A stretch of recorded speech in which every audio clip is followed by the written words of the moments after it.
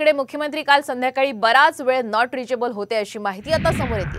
मुख्यमंत्री काही काळ ठाण्यातल्या अज्ञात स्थळी होते अशी निकटवर्तीयांनी माहिती दिली आहे। नाशिकच्या जागेवरून महायुतीमध्ये तिढा आहे आणि मुख्यमंत्री नॉट रिचेबल असण्यामागे हेच कारण असावं अशी ही चर्चा आहे। मुख्यमंत्री नॉट रिचेबल असल्याने भेटीला आलेल्या मंत्री आणि आमदारांना ताटकळत बसावं लागल्याची चर्चाही आहे। मंत्री दादा भुसे, मंत्री उदय सामंत, मंत्री शंभूराज देसाई, खासदार हेमंत गोडसे, आमदार सुहास कांदे, रत्नागिरी सिंधुदुर्ग लोकसभेसाठी इच्छुक किरण सामंत यांनी मुख्यमंत्र्यांच्या ठाण्यातील निवासस्थानी हजेरी लावली। मात्र मुख्यमंत्री अज्ञात स्थळी असल्यामुळे तब्बल 3 तास सर्वच मंत्री, आमदार, खासदारांना मुख्यमंत्र्यांच्या निवासस्थानी हे ताटकळत बसावं लागलं।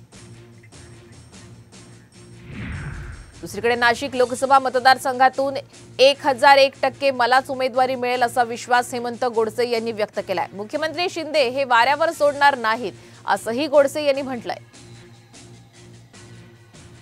जवळजवळ मतदारसंघामध्ये संपूर्णपणे फेरी आमची पूर्ण झालेली आहे। आमच्या पक्षाचे मुख्य नेते शिंदे साहेब असतील यांनी देखील सकारात्मकपणे आपण काम करत चला, आम्ही आपल्या पाठीशी आहोत, आपल्या शिवसेनेला आमच्या 18 जागा मिळाव्यात हाच आमचा सर्व शिवसेना खासदारांचा आणि पदाधिकाऱ्यांचा त्या ठिकाणी आग्रह आहे।